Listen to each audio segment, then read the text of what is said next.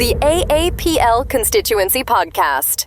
Welcome to the AAPL Constituency Podcast, the voice behind the industry. Hosted by Linda Hyde and Eddie Wilson, this podcast tells the real stories shaping private lending, from lenders and innovators to policymakers and investors. Each episode dives into the people, the moments, ideas driving the future of real estate finance. Tune in and hear the voices behind the industry. Our podcast is brought to you by CV3 Financial Services, the unconventional lender built to help brokers win more deals. Whether your clients are looking to buy and hold, fix and flip, build from the ground up, or pull cash out to fund their next move, CV3 Financial can help with financing in 47 states.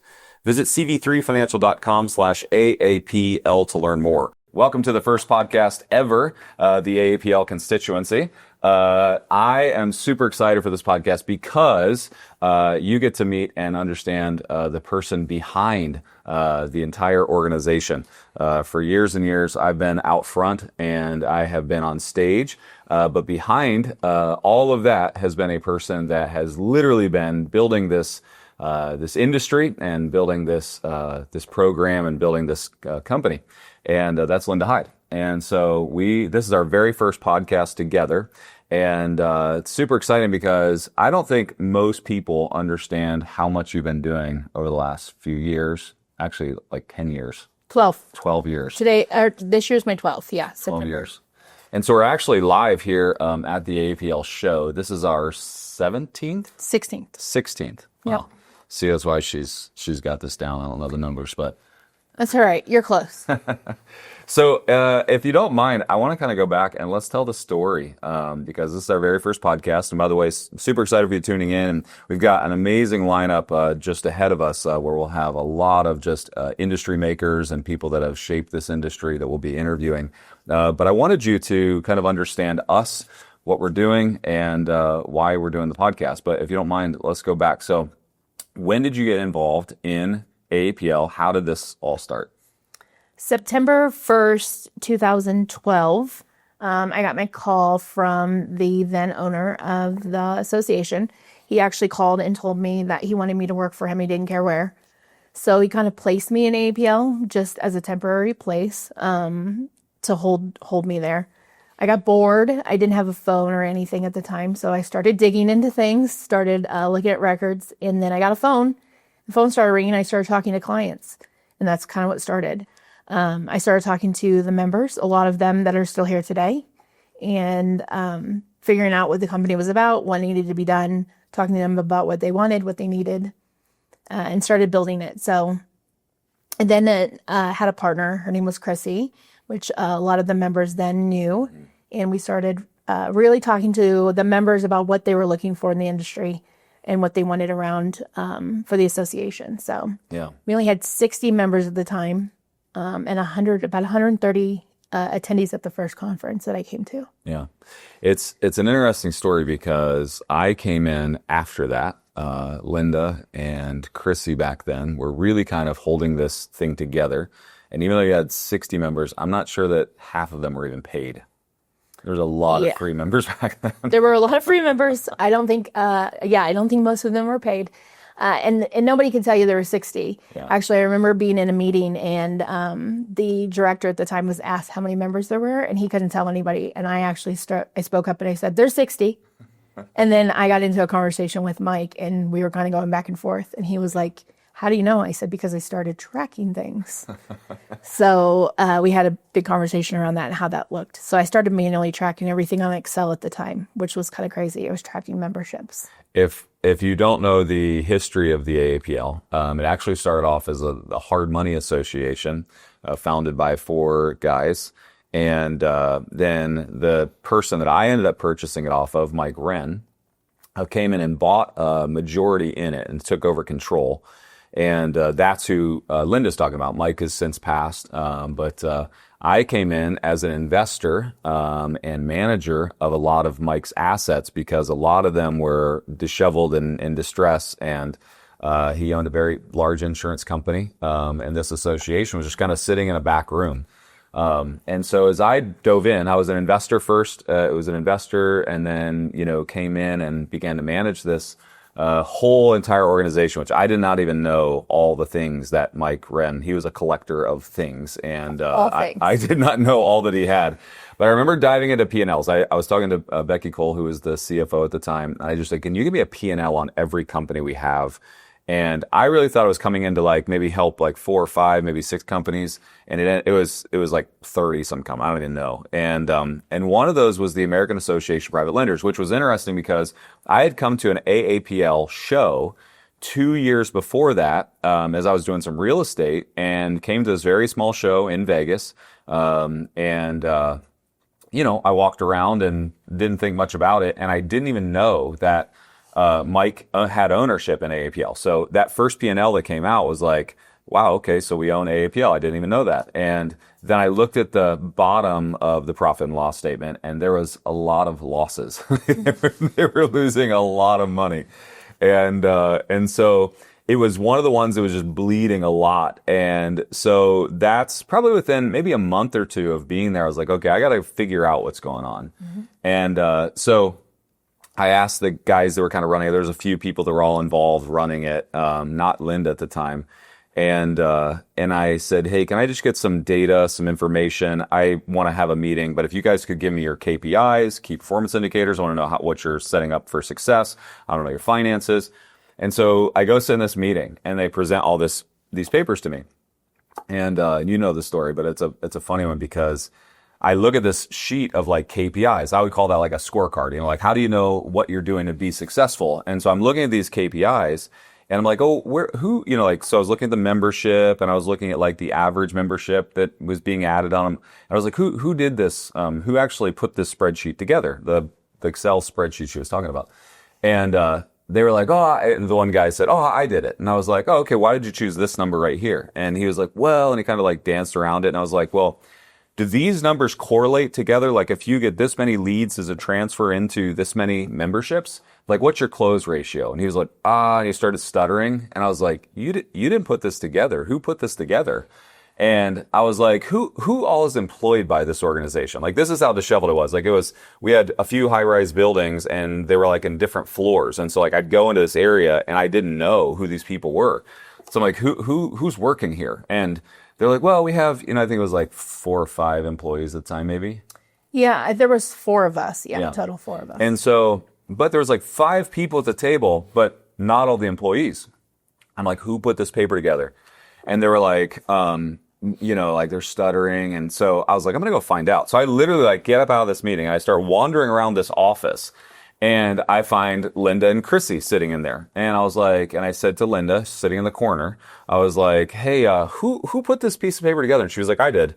And I started asking her questions about the document, and she knew all the answers. And I was like, okay, so like, how many members are we adding on a monthly basis? Like where's the revenue coming from? And she's like telling me all the details that the people that were managing it did not know. And so I was like, you and I need to spend some time together. And so it was probably, I don't know, a couple of months, right? Like that we worked through. How long did it take before we really started making big changes? I would say probably 3 or 4 months, because we were also fighting against Mike. He was a big fan of me, but when he was a fan of you, you didn't get very far. Yeah. So it was a lot of pushback. And so you and I were fighting up a battle. Yeah, it was interesting because I immediately saw the potential in it, saw the potential in Linda. But you know how it is when you have partners that, you struggle with. And Mike was one of those partners. He was old school. We did not see the things the same way.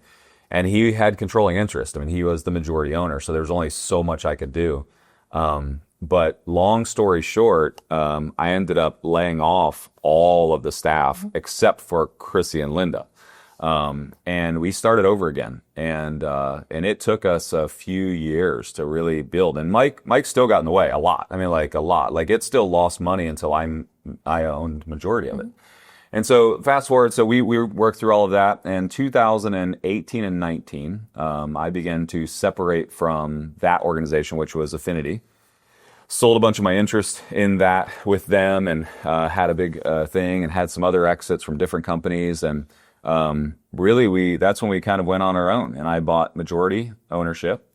And Linda was already running it, but really had handcuffs on. Like, she could not do all the things that she wanted to do. It's 2018, 2019. That's when I was like, you've got free reign, and really turned it over to you. So like, what you guys know is that we really didn't give her the president title till last year. 2 years ago. 2 years ago. 2 years ago. Yeah. Geez, my numbers are off. But she really was acting president since really 2019. I mean, behind the scenes, Linda ran everything, made all decisions.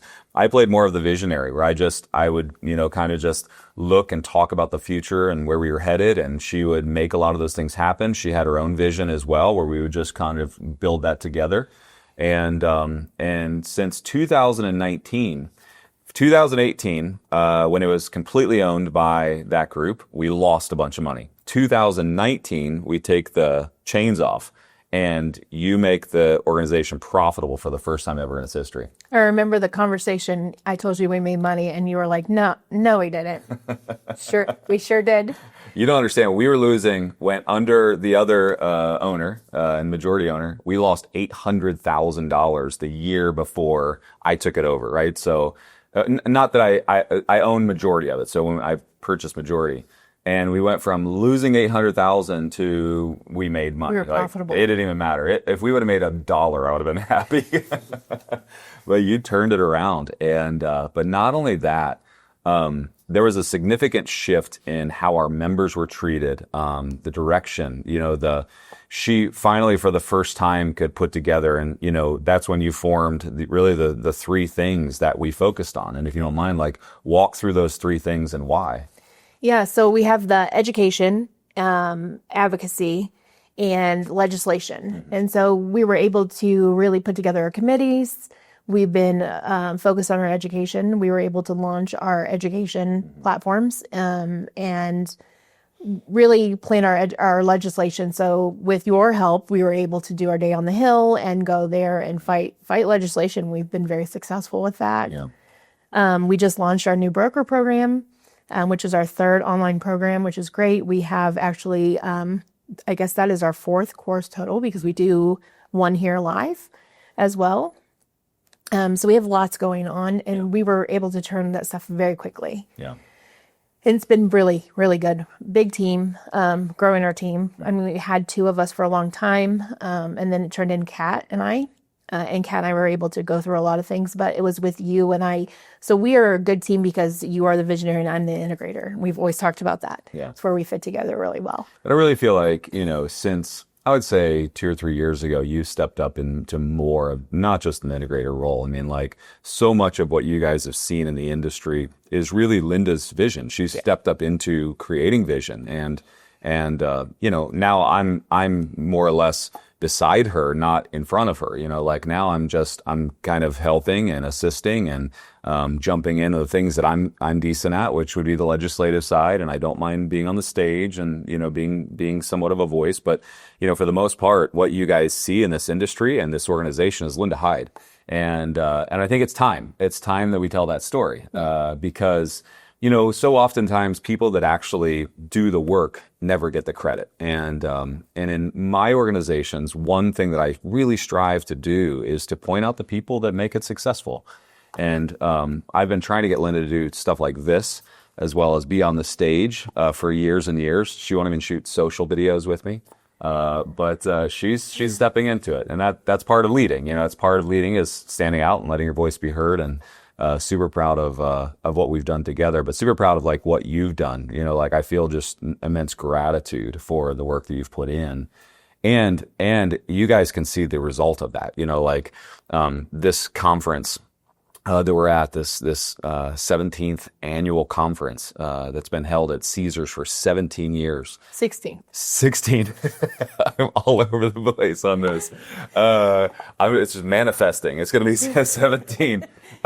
Is that, this will be its greatest year ever. I mean, we will have more attendees than we've ever had, and it will make more money than it's ever made. And that's a testament to your leadership. And so I'm super excited for where we're headed. I think that oftentimes you get to a plateau, and I feel like we're not even close to a plateau. I feel like we're just beginning. Oh, yeah, no, absolutely. I feel like we're just getting started, and we have so much support in the industry. Mm-hmm. I feel like there's so many more things that I wanted to do, and so many more ideas that I think that we have, and really just bringing to life everything that's being asked for of us in this industry. Yeah. It's really about making sure that we're serving the industry, which is partly who you are as a person, and also me. Both of us are very much servant leaders, right? And what we want to do is make sure that we give back. Yeah. So, and that's important. And I think that's what makes this company so strong, and why we've been able to build it together so much. So. Yeah. And if you haven't been paying attention, I mean, the industry as a whole is I believe just beginning too. It's like the amount of institutional capital that is coming into this space, the amount of conversations I'm having with insurance companies and, investment banks and sovereign wealth funds, and like the amount of just massive, big institutional capital, family offices that are finding its way into private lending. I believe it just shows that we are on the tip of what could be. When 2020 hit, really actually go all the way back to 2008, 2009, 2010. That gap right there is what really created the massive growth in this industry. In 2020, when banks really are not lending, private lenders came back and started lending before banks did. So there was massive growth there. Now you've got, essentially 20 years, almost 20 years worth of data that now proves that this asset class, real estate as an asset class, is one of the safest places people can put their capital. And so what we're seeing is it's not just the same old, like when Lynn and I first started, it was the good old boy club. I mean, it was very much the good old boy club. And Linda had to break a lot of those barriers. And she read a recent article that you guys need to get a hold of. Has that article came out yet? It has. Yeah. Also, I wrote about it in my in the chapter in my book, in the book that we just released. So my chapter is about inclusivity. Yeah. And I talk about a story in there. So make sure that if you haven't read the book, we have some really great stories in there. But yeah, I talk about that. And just breaking those barriers. When I got here, I mean, like they had a board, and the board was literally a good old boys club. I mean, it was interesting, but it's no longer that. It is the biggest businesses in the world now playing in the space, the biggest companies buying the lending companies, and it's turned into this huge space, and I'm excited for not only being a pioneer in it, but also being a leader in this space to try to help, because it goes back to Linda and I, we don't have lending companies. We don't have service companies that make money off of this space, right? Like our goal here is very altruistic. While we want the association to make money so they can grow, we're very altruistic. Like we believe in this industry and are excited for it. And we don't have a benefit to this industry outside of, of this. And so when we look at it and we focus on legislation and advocacy and education and all these different pieces, it's like, but then also ethics, right? Like it's a big part of what we do, and making sure that we hold this level of ethics, because there's a lack of really regulation in the space. And so, the goal is to really build a community for our members that fosters their growth, but then also that really holds a moral line to that growth to make sure that they're doing it right and this industry is cared for. And so, super excited. Anything you want to tease a little bit about what's to come on the horizon? I've kind of talked about our book. That's something that we just released. We have some new trainings that are going to be coming out that we're going to release to just members. So we have a lot of new things coming out. Just keep an eye and make sure you're connected to us. That's the biggest thing. And as always, make sure if you're not a member, join. That goes to a good cause. It goes to grow this industry. And if you are not making plans to be a part of our annual conference in Las Vegas, you are missing out. It is one of the greatest shows in this space. Everyone knows this is the show you have to be at. And so make sure you make plans for that. And then also just make sure you're part of our podcast. We'd love for you to share it and help us grow this. As well as be a part of the website, the member directory. Make sure that you are reading the magazine as it comes out, and give us feedback. We'd love to hear from you. So once again, thank you to our podcast sponsor, CV3 Financial Services, the unconventional lender built to help brokers win more deals. Whether your clients are looking to buy and hold, fix and flip, build from the ground up, or pull cash out to fund their next move, CV3 Financial can help with financing in 47 states. Visit cv3financial.com/AAPL to learn more. Any last words? No, we'll see you guys out there. Yeah, very cool. Super excited for the brand new podcast. Make sure you share it. Help us. This is us signing off on our very, very first one for the AAPL constituency, and we'll see you next time.